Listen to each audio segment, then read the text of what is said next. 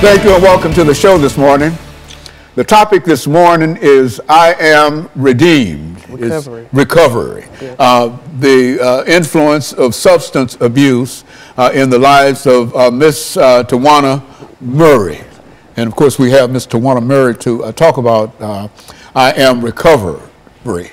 And getting away from substance and drug abuse.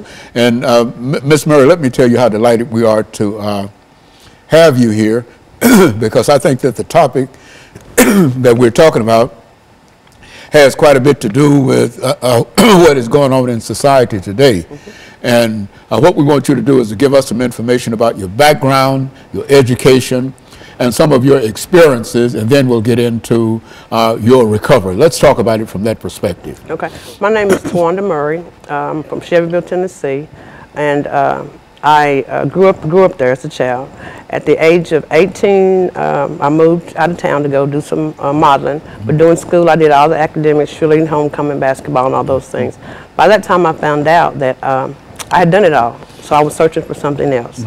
So I made a wrong turn to the other side of town where drug abuse was present. And then about a month later, I realized that that wasn't the life I wanted. But I already had addictive behavior. So I got into that struggle, and I moved to Nashville, Tennessee, to a treatment center to try and pursue a way out of it. And I would go up and back down, up and down. And finally, I realized that it was real, that it wasn't something that I could fight on myself. So I had to begin searching for a way out, and that became going to being in treatment. But I realized also that treatment it was just a holding cell for me to get instructions, and I had to find out how to live life on life's terms, and that is from the absence of drugs itself. Yes. And so in a real sense, you met drug abuse at 18 years of age? At 18 years of age, I tried it. And yes, sir. And I left there, and then it became a recreational thing. You just did it on recreations.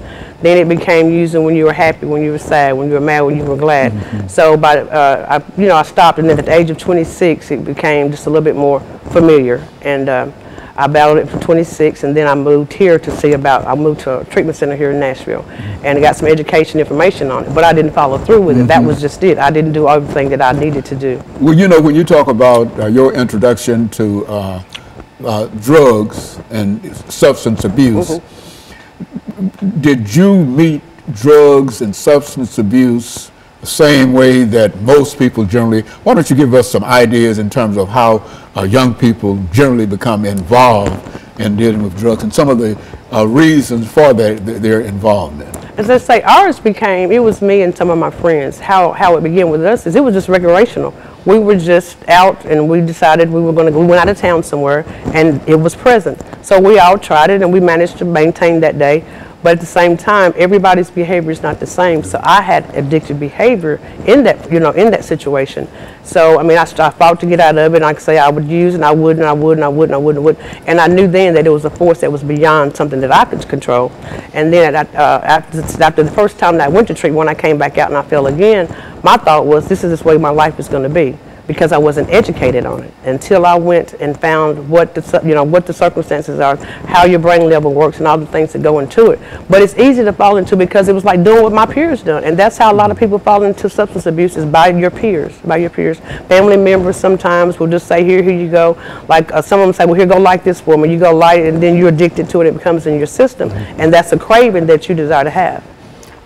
Would it be something comparable to tobacco addiction or anything like that? It's much stronger than tobacco addiction to deal with drugs. No, I would say tobacco addiction is an addiction too. As I say, that's why I say I am recovering from a lot of things. Tobacco is too, but the thing for the drugs, it enters into your mind, it alters your mind. And when your mind is altered, it seems like there's no fight. So you have to do what it does to have abstinence from that.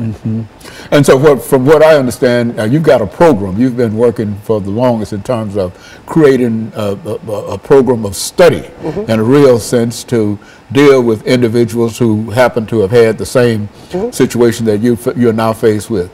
And so what we're going to do, we're going to take our first commercial break. And then we're going to come back and we're going to devote the next 8 minutes to you talking about the program that you have and how you think that this program might be able to help other individuals who might find themselves in the same situation that you're in, and even if it's the kind of program you think that it can be more widely used. Yes, sir. You see, this is what we want you to talk about, because I think that you indicated earlier that you had a program that you've been trying to deal with, and that you think that you need more support. Yes, sir. Well, I think that if you give us the kind of information that our audience is looking for this morning, you might be able to find more support for that. And so what we're going to do, we're going to take our first commercial break, and then we're going to come back, and we'll be back with our audience following this very, very short commercial break.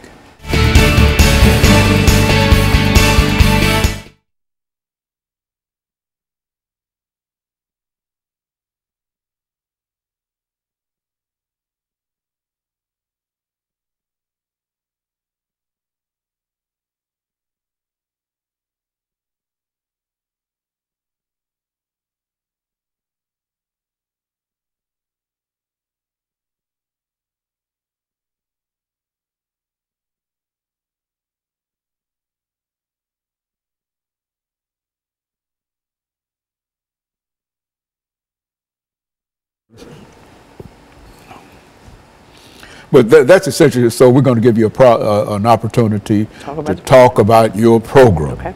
And whatever you think that you've been trying to push it with other folks, push it with me today. You see, and then after that, we'll have 10 minutes, and then we'll determine what else we want to talk about in relation to what we've already said. But I think the information that you gave me, I appreciate that. No problem, sir.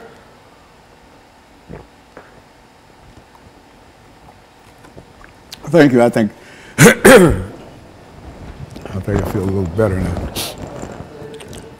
And so you've got 8 minutes. I'll just to Wanda Murray. Yes, sir. Okay, and I am recovery. Okay, and substance and drug and substance abuse. That's the colon I put behind it. And you've got a program that's called I Am Recovery. Yes, sir. And so that's what I want to talk about during this 8-minute segment, in terms of how that program came to you and et cetera, and how you feel that you can help other folks, and some examples of what you've already been able to do. In other words, this is your opportunity to sell. To sell, yes, sell this program. Yes, if you got something to sell, then this is time, especially since nobody's here but you. Okay. And this is your program, okay? I Am Recovery. It'll be all right.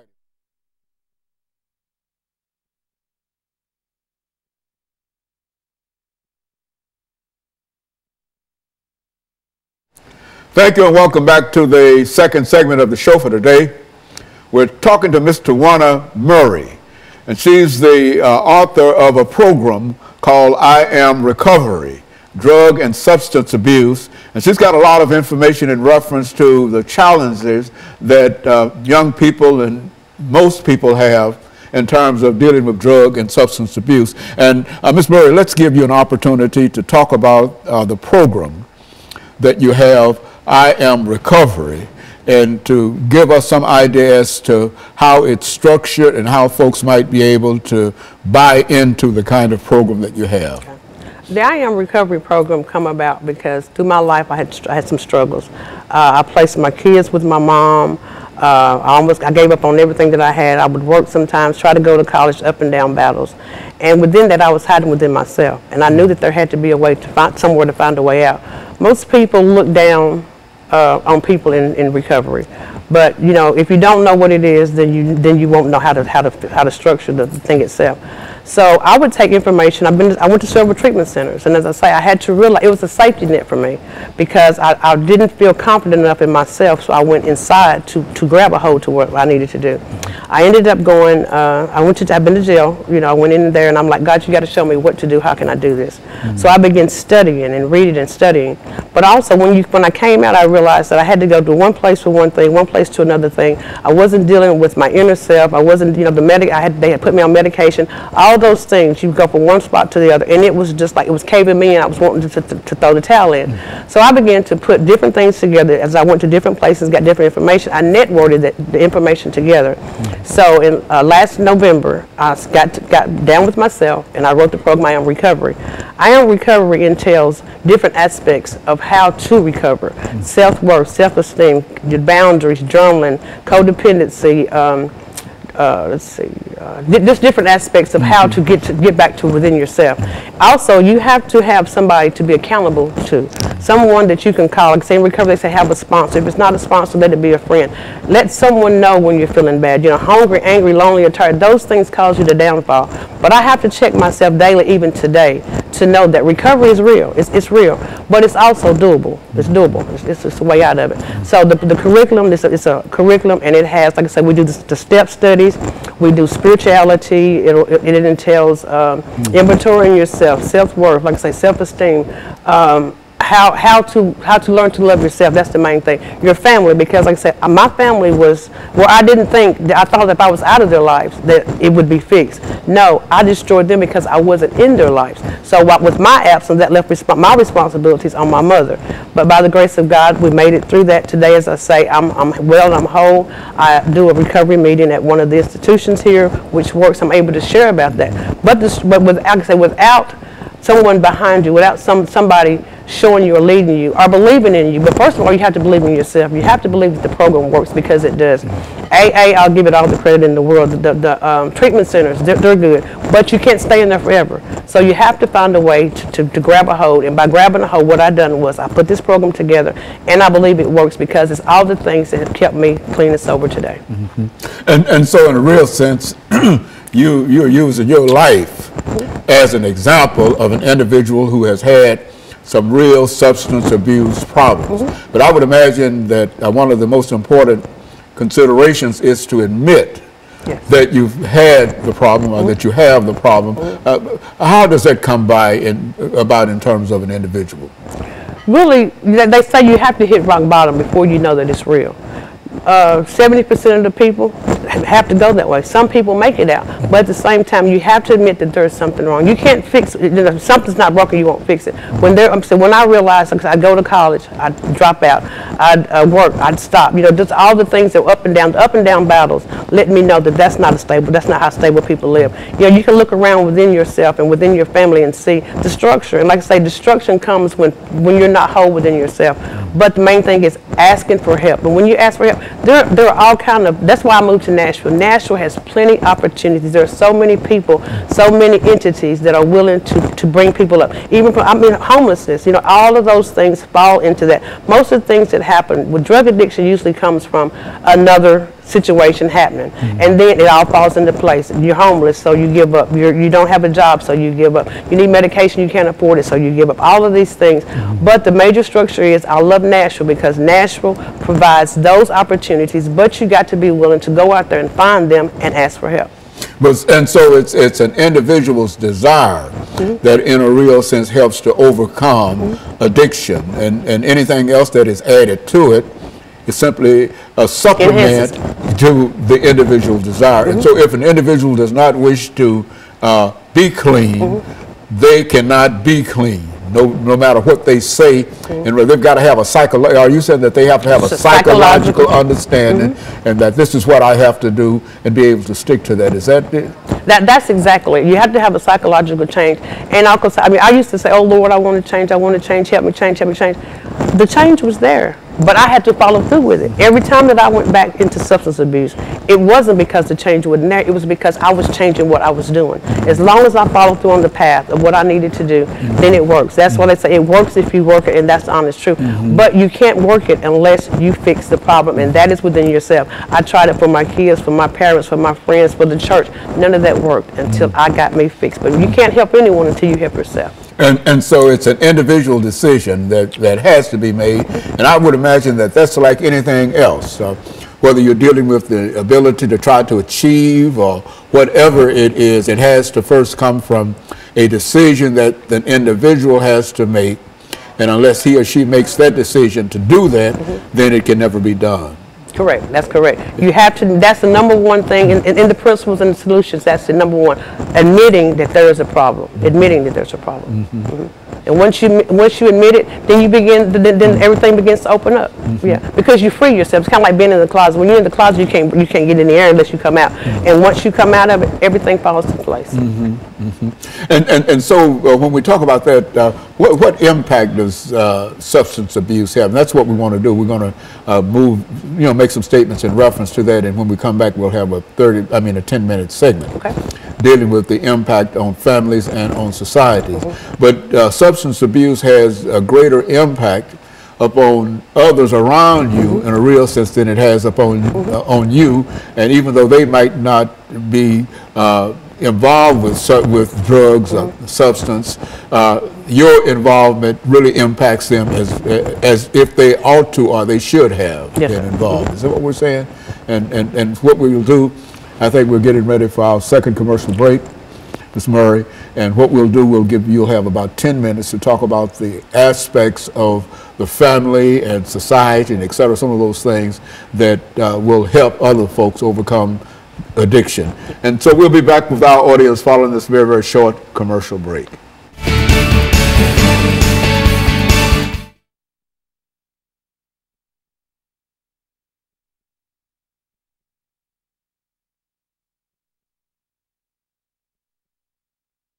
Talk about and so I'll just introduce this as I am recovery, drugs and substance abuse, and I'll introduce that third segment, and then we'll have 10 minutes and anything that you want to talk about, because you know what you need to say in order to make people familiar with your program and want to become a part of your program.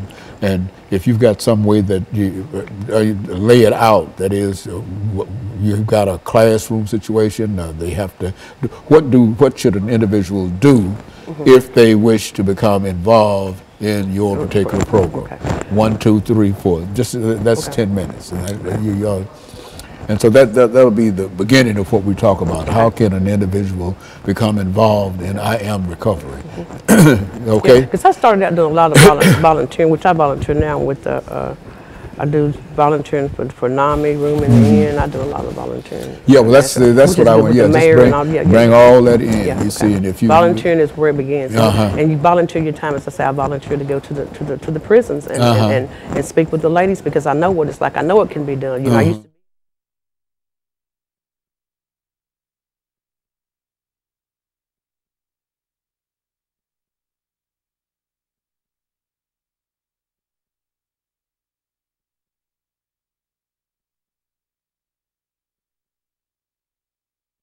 Thank you, and welcome back to the final segment of the show for today. We're talking to Miss Murray, Ms. Tawana Murray, and she's giving us some information in reference to a program that she has developed dealing with drugs and substance abuse called I Am Recovery.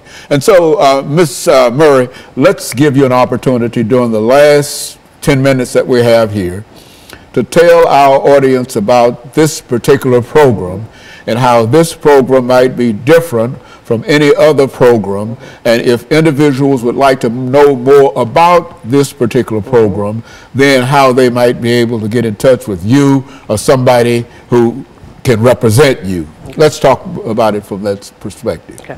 I Am Recovery, as I say, is a curriculum of recovery. It can be used as an individual program. It could be used as a student program or whatever, but the basis of it is to let everyone know the outlooks and the inputs on recovery. When I was out there, as I say, I placed my children with my mom, and I went on to do different things. I tried to work and couldn't do any of that, but because I wasn't fulfilling the things that I needed to fulfill, life on life's terms is what I was not doing. I was running instead of dealing with the things. So the curriculum itself, as I say, it deals with inventorying yourself. It deals with family issues. It deals with learning to look for a job. Learning to be educated, learning to ask for help, all those things right there. As I say, I went to several treatment centers, but I had to go like 7 different places to get 7 different outlooks of help. So what I done was I put the whole curriculum together as one. It entails everything that the spirituality, the spiritual awakenings, the minutes, the promises, dealing with, like I say, dealing with yourself is the main issue, which is, I say, but when you deal with it in a whole, finding out in recovery that you're not by yourself, but also finding out the impact that it causes your family. As I say, you think that you're out there alone, but you're not. You may leave your friends, you may leave your children, you leave a job, you have people wondering where you are and how you are without knowledge of that. But once they get out there, it involves everybody. It involves the community, because if you don't go to your job, then they need to find somebody else. If you're not with your kids, there's somebody else that has to step in for you. But as I say, once you get out there and you ask for help, you can find it. I Am Recovery, there's a website for that, which I'll leave the website address for that. But it can be reached, and I don't mind sharing. As I say, I do a lot of volunteering work. Volunteering is the best way to stay together within yourself and within the community and helping others. Say that. Volunteering, it is volunteering. I would walk, when I first started trying to get help, I walked from East Nashville to South Nashville to volunteer to fold clothes, because I did not want that old lifestyle again. And I just continued to volunteer. And as each day go by, as they say, it's one a day. I try to live for the future, and I try to live for the past. But I have to get up every day and set a goal, because it's not about having my presence felt. I want now to have my absence. I don't want to have my presence known. I want to have my absence felt. Letting myself know that I did something to help somebody today. And I'm just not, most people, when you're out there, it's like a selfish program. But when you really decide that you want to help, you have all the desires to help someone else. And so that's what I do today. I look for ways to help someone else. That's why I put this program, the curriculum together, so that others can be seen and to know that the recovery is possible. In other words, there's a psychological thing in reference to how you feel in reference to somebody else, and giving, and that kind of psychological thing that helps to promote what you're trying to do. That is to help promote your ability to be able to move beyond drugs and substance abuse. Is that what we're saying? Yeah, exactly what you're saying, because at one point in time I was, when anything is necessary, please do. If you got cancer, you got to go to the cancer doctor. If you got a backache, you need to go to, whatever it takes is what you got to do. So at one point in time I was taking medication, and I mean, I felt like it helped me, but then again I had bad days and good days. But once I figured out, once you learn to look at yourself, self-inventory is the #1 thing. Look at what it does to your family. Look at what it does to your kids. Look at life passing you by. When you get to that point right there, today I am free of all of those things, the medication, everything, because I deal with me every day. If something upsets me, I got to take a look back at, oh, what part does this play on me? Because everything starts in the mind. They say, oh, I relapse. You got to think about going over it to get that drug before you actually use it. So it's a mind-altering substance, but it's also a mind-altering turnaround. And so anything that you can do in order to look within yourself in a real sense and determine that it is your responsibility. You got yourself into this situation. Now you ought to be able, now you certainly could expect help, and other people will help you, but they cannot help you if you're not willing to help yourself. I've heard that, that's a statement that I've heard people say, that you can't help anybody until they're willing to help themselves. Would you apply that to what you're doing here? Oh yes, I mean, I had people pulling me up. I had one of my friends said, well, everywhere I went it would be like a nuisance at first. Here he comes trying to tell me, well, get it right, get it right. And I heard it, and I'd go back to that. But no one can do it. You have to do it for yourself. And it is possible to do. And as I say, every day is still not a good day. Being clean and sober does not just make normal problems go away. But it gives me the ability to deal with them in a normal sense, in a sense that it's going to be okay anyway. As long as I don't pick up, I'm good. That's what it's about. As long as you don't pick up. What do you mean pick up? As long as you don't use. Because I found out there's not a problem big enough to use. Those excuses, oh, well, so-and-so happened, or this, somebody said this, that's not, those are excuses. Those are excuses. So. And you think that a large number of folks generally come up with some kind of justification in terms of why they are in the situation that they're in. Is that what we're saying? Yes, sir. I justified it for years. Oh, I did this. Oh, I lost that. Oh, I can't do this. I can't do that. Those were all excuses. You know, and then within yourself. But the major factor, the substance abuse brings a lot of depression, and depression will have you wanting to hide out, wanting not to do anything. But when you see those things coming, it's time to go to a meeting. It's time to call a sponsor, and that's one of the main things. I have a young lady I sponsor today. I started out with 4. I'm down. I have 1 today. She's been with me over a year. And we do the step studies together. We read together. We fellowship together. We call, we talk, we share. When I have a problem, I call her. When she has one, she calls me. AA meetings, I say, find a meeting somewhere. If you need to find a church, find a way out because you know yourself better than anybody knows you. When you know that you're not feeling the way you should feel, it's time to go and admit to someone, hey, I'm feeling this way, and desire for help. You know, I'm reminded, Ms. Murray, that when we talk about love and etc., that's essentially what you're expressing now, which is to say that when you meet an individual, you have to show love, and they can show love. But when we recognize that there are three elements of love: respect, understanding, goodwill, which is to say that if you can bring these ideas into your life, that is, you want to respect everybody, you want to love everybody, you want to understand everybody, and you want to have goodwill to everybody. And I think that that's the definition of love. And if you have that, then it comes off, and other folks can help you in terms of whatever your situation might be. Do you find that to be true in terms of what you're doing? I found that to be very true. Maya Angelou made a statement one time, something that she shared, and it's true, that God brings rainbows even in storms, which means somebody can tell you, you can be having a bad day, somebody can smile. That's a rainbow to you. Even in the midst of storms, there are times, but you have to look beyond your situation. And one of the quotes that I love more than any quote I've heard is Helen Keller.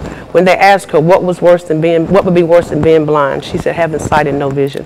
Because if you don't look out and see that you can make it, that there's another way out, then you're always going to be there. Even a blind person can still see because it begins in your heart and in your mind. Once you learn to love yourself, everything else follows naturally. So recovery is possible. And so, Ms. Murray, you think that it is possible to replicate your program and do your program, and folks who are involved. Now, where are you carrying this program to? I mean, who have you tried to influence in terms of making this a program that people can come to class and deal with, and et cetera? How are you doing that? I've shared the program with drug court in another town, a small town from here, and it passed the drug court system. They overviewed it. So the program is passable and it's doable, and it can be on anywhere. Anybody that would like to utilize the program, I have no problem with sharing it with them, because I know it saves lives, because it saved my life. And so you've got an internet connection in reference to this particular program? Yeah, I have a website. What's your website? The website is www.tawanda552.st@gmail.com. That's tawanda552.st@gmail.com. Now, if they search that, can they find this without your web page address? No, we're changing the website now, because we're putting a curriculum, adding the extra curriculum to it. But for right now, this is how they can get the information. But this is a program that you want people to become familiar with, and that if they become familiar with, they can become more involved. Correct. And that it might be that key. Yes, sir. That's necessary. And let me thank you, Ms. Murray, for bringing that excellent information. And let me encourage our audience to tune in again next week for another informative edition of Comments. Thank you, and good morning.